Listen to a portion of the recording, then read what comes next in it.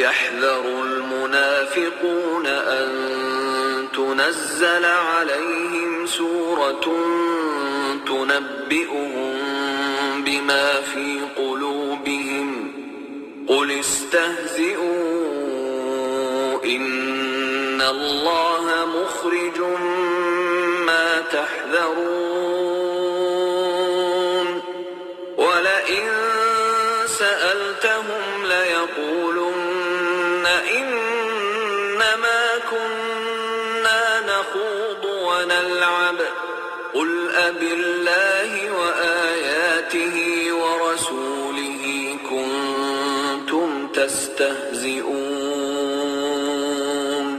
لا تعتذروا قد كفرتم بعد إيمانكم إن نعف عن طائفة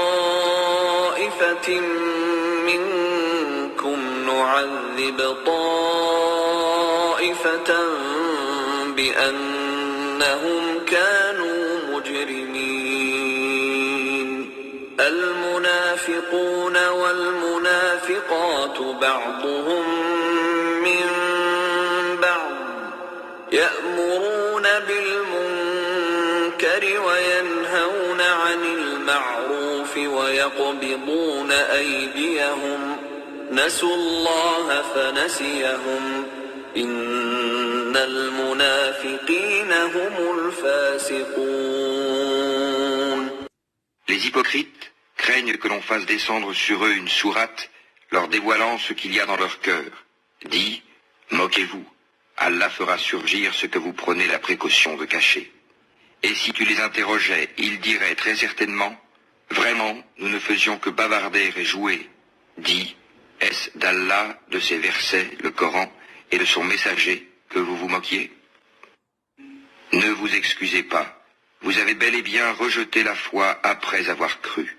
Si nous pardonnons à une partie des vôtres, nous en châtierons une autre pour avoir été des criminels. Les hypocrites, hommes et femmes, appartiennent les uns aux autres. Ils commandent le blâmable, interdisent le convenable et replient leurs mains d'avarice. Ils ont oublié Allah et il les a alors oubliés. En vérité, les hypocrites sont les pervers. Assalamu alaikum wa rahmatullahi wa barakatuh. Que la paix soit sur vous ainsi que la miséricorde et la bénédiction. À une époque où les musulmans sont attaqués de toutes parts, où la charia d'Allah subhanahu wa ta'ala est combattue et de moins en moins appliquée, où les pratiques islamiques telles le voile, la abaya, le halal, la prière sont criminalisées et où les politiques votent des lois pour les interdire, où la sunna est prise en dérision par les musulmans laxistes, ces mêmes musulmans laxistes qui font la guerre à leurs proches lorsqu'ils pratiquent un islam authentique et assidu, intolérable pour ces gens qui ont pris l'islam comme une culture où l'on pioche ce qui nous dérange point, où nous sommes massacrés et humiliés politiquement et militairement. Il suffit juste de regarder autour de vous, hein. Dans vos familles, dans les commerces, dans les épiceries, dans les kebabs, dans les mosquées, etc. L'état des gens, hein. Qu'est-ce qui occupe les gens et quels sont finalement leurs logiciels et ce qu'il y a de plus important dans leur vie.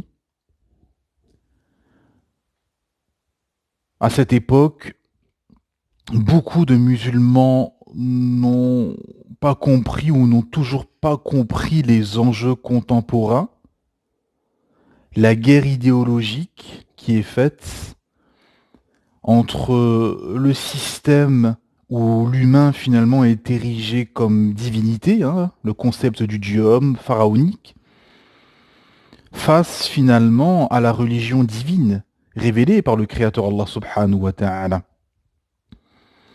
La guerre des systèmes finalement de vie, la guerre des valeurs, hein, la guerre des relations hommes-femmes, la guerre financière, hein, car l'islam est à l'opposé complet de leur système décadent et pervers,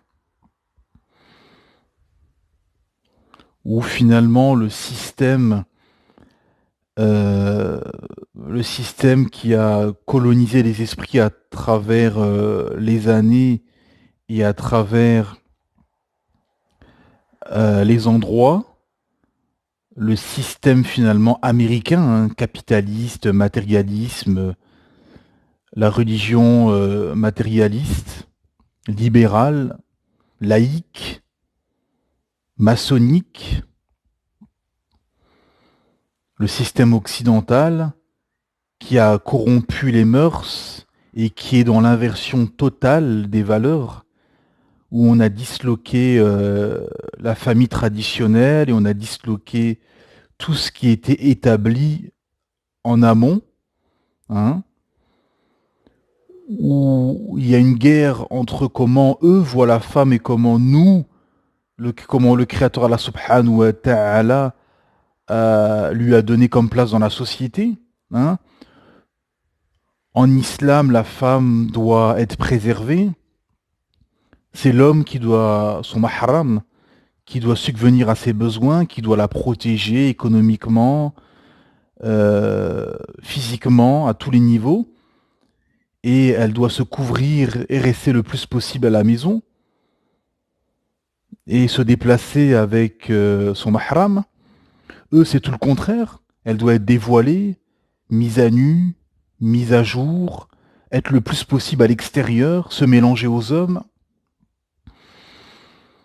Au niveau financier, eux en ont fait un business. Le système a fait du crédit, par exemple, un système où on va appauvrir les populations, alors qu'en islam, c'est le contraire. Le crédit doit être un moyen pour sortir les gens des problèmes, doit aider. Le crédit est un outil pour aider les gens en difficulté. L'enterrement en islam est quelque chose de quasiment gratuit et facile. Eux en ont fait un business qui relève finalement parfois de la fortune, où ça ruine les familles pour juste enterrer une personne. Et avant de l'enterrer, eux, qu'est-ce que font de leurs personnes âgées? Ils les jettent dans ce qu'on appelle les EHPAD, ou les maisons de retraite. Hein. Alors qu'en islam, au contraire, on doit rester près de eux, comme Allah Ta'ala nous dit dans Surat Al-Isra, restez près de eux et occupez-vous de vos parents jusqu'à la mort, on doit les aider. L'éducation des enfants. L'éducation en islam est pour justement préserver, pour enrichir intellectuellement les enfants, leur apprendre et leur expliquer pourquoi ils ont été créés, leur but, et les faire grandir avec la science islamique, et les préserver de tout ce qui est débauche et perversion. Eux, c'est le contraire. Eux, leur but est de pervertir les enfants et de pervertir les jeunes générations, hein, pour en faire de décadents libertins pervers. Les relations hommes-femmes doivent être marquées par une séparation totale dans toute la société, à part si bien évidemment ce sont des femmes et des hommes qui sont de la même famille. Hein. Alors que eux, c'est le contraire, ils ont tout fait pour mélanger les hommes et les femmes, et on voit les dégâts aujourd'hui. Les taux de divorce explosent, les perversions, les viols, les agressions, etc. Hein. Tout ce qui détruit les familles et ce qui détruit la santé des uns et des autres est interdit. Hein. Les drogues, la cigarette, l'alcool, les jeux d'argent, etc. Eux, au contraire, c'est diffusé à profusion dans la société. Hein. Ce qui, encore une fois, fait partie des malheurs qui détruisent les sociétés occidentales. et sans fierté et jalousie pour sa religion, pour l'islam, ces gens, ces musulmans vont errer et finalement les passions, la conjecture, les coutumes et les choix politiques guideront leur vie, non la révélation.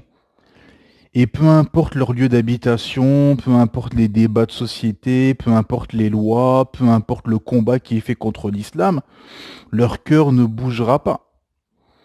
Ce qui compte pour eux, c'est leur argent, leur passion, leurs habitudes, leur quotidien finalement. Et sans cette jalousie et fierté, cette bonne jalousie et cette bonne fierté, on peut être 10 milliards, mes frères et sœurs, on peut être 15 milliards, 20 milliards, le combat sera perdu d'avance. En effet, dans les récits prophétiques et dans les combats qu'il y a eu, notamment David contre Goliath, le Sidna Daoud alayhi salam, les expéditions des compagnons, etc. On voit que, et Allah subhanahu wa ta'ala nous dit combien de fois une armée plus petite a vaincu une armée plus grande. Bi'idhnillah, par la permission d'Allah subhanahu wa ta'ala. Parce qu'en islam, ce qui compte, c'est pas la quantité, c'est la qualité. C'est pour ça qu'on a ce hadith où Rasulullah sallallahu alayhi wa sallam dit aux compagnons je vois les différentes communautés arriver autour de vous comme on va autour d'un plat. Sahaba, ils ont répondu logiquement. Ils ont dit on sera peu nombreux à cette époque-là. Si. Rasulullah sallallahu alayhi wa sallam leur dit vous serez nombreux, mais vous serez faibles et méprisables. Subhanallah azim. Et c'est exactement le cas aujourd'hui. Car en réalité, pour beaucoup finalement, l'islam est un héritage lourd et dérangeant. Et qu'au fond, beaucoup détestent l'islam authentique dans son entièreté. C'est pour ça qu'on entend souvent, vous savez, ces propos mes parents pratiquaient l'islam comme ceci, chez moi on pratique l'islam comme cela, chez nous on pratique l'islam comme ça.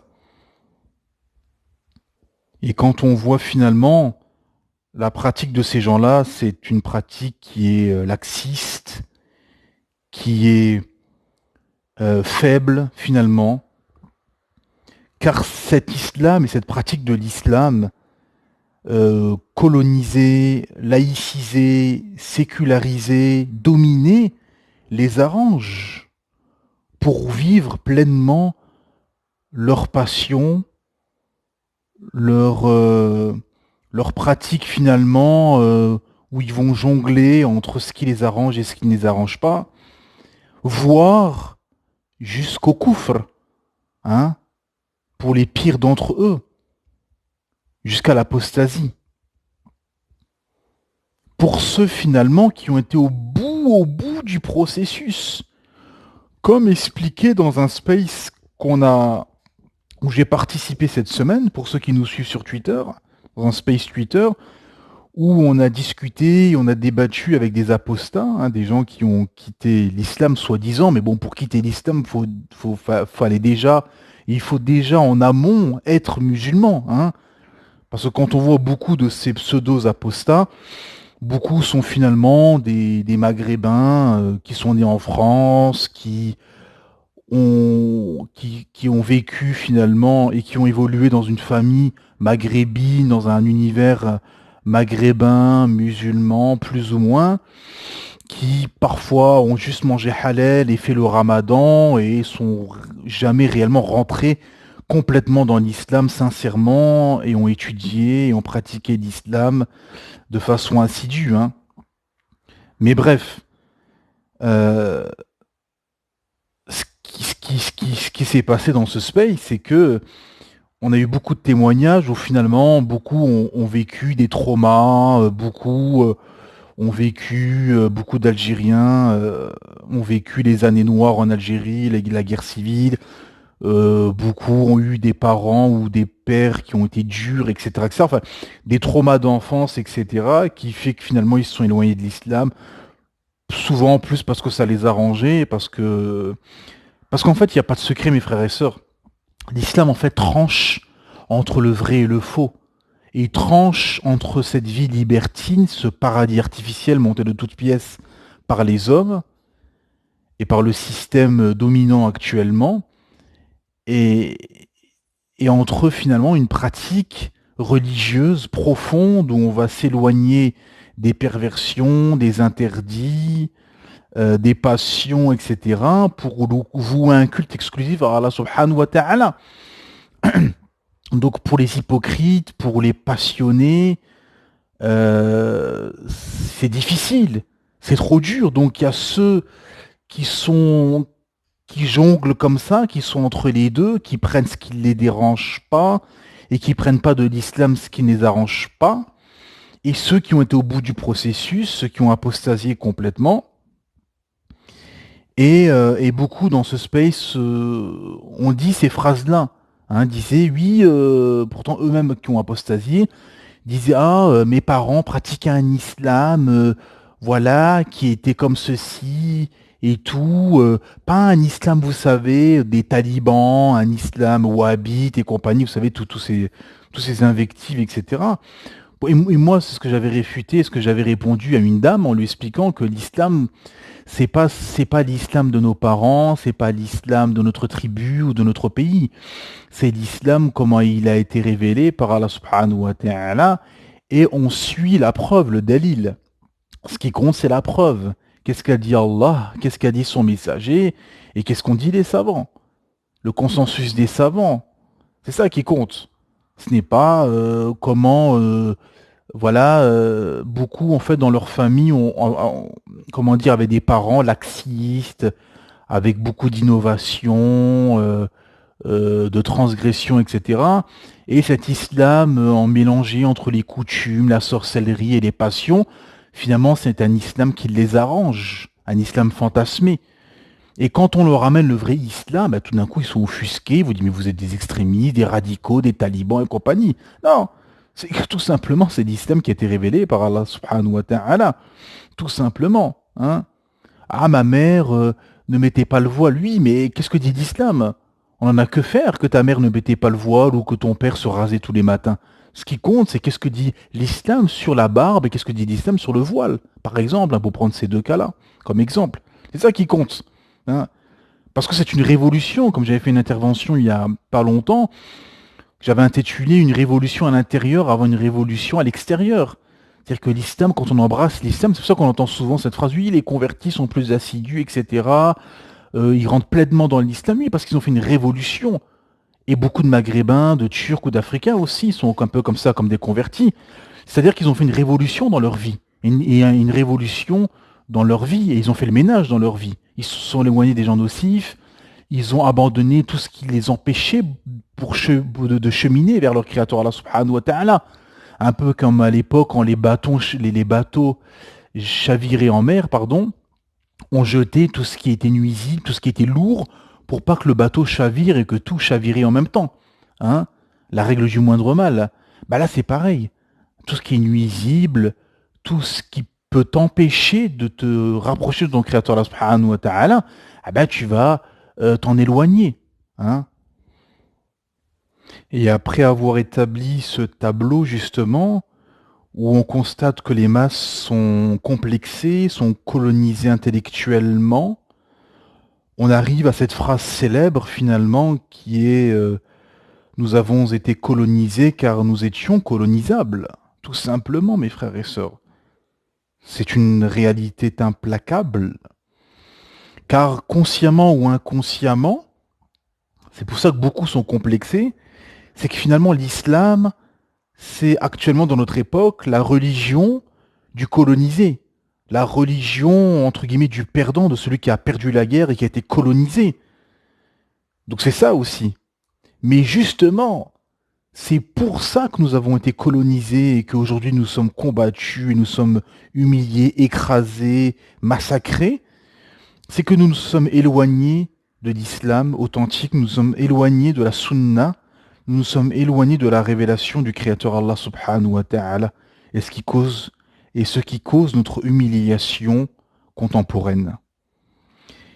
Et donc, beaucoup sont devenus finalement des marionnettes qui copient son maître, le maître colon, car le dominé copie toujours le dominant, et tout s'explique et finalement tout s'éclaircit pourquoi nous sommes dans cet état, car tant qu'on n'aura pas une fierté et une jalousie pour notre religion, ben le reste ne viendra pas, le reste ne suivra pas. C'est-à-dire que la pratique assidue ne viendra pas, l'application des textes ne viendront pas, et l'application de la sharia, la religion, la législation de notre Créateur, Allah subhanahu wa ta'ala, ne viendra pas aussi. Et nous resterons des marionnettes faibles, divisées, colonisables. Oui, car tout simplement, ce qui a été une des forces des premières générations de musulmans, à partir du prophète Mohammed sallallahu alayhi wa sallam, cette fierté, cette jalousie, qui a été justement inculquée par le prophète Mohammed sallallahu alayhi wa sallam. Il les a éduqués sur ça. Hein? Ah, finalement, au niveau de les choses de la dunya, à prendre du recul sur les choses de la dunya. Mais par contre, pour la religion, pour l'islam, pour élever la parole d'Allah subhanahu wa ta'ala, c'est d'acharner jaloux et fier, mais la bonne fierté et la bonne jalousie. Parce que dans ce bas monde, il y a une réalité mondaine, c'est que on sera jaloux et on sera fier pour quelque chose. Si c'est d'islam, et si en masse, c'est d'islam qui prend le pas dans notre cœur au niveau de la fierté et de la jalousie, alhamdulillah, on sera gagnant. Par contre, si c'est autre chose, on sera perdant et humilié, comme ce qui se passe actuellement. Et pour résumer un peu cette intervention, il y a cette phrase célèbre de Omar ibn Khattab radhiyallahu anhu qui nous a dit « Nous les Arabes, nous étions le peuple le plus humilié et nous avons été honorés par l'islam et parce qu'Allah subhanahu wa ta'ala nous a donné. Et si on cherche l'honneur par autre, on sera humilié. » Subhanakallahumma bihamdik, shadu an la ilaha illa ant, astaghfiruka wa atubu ilayk.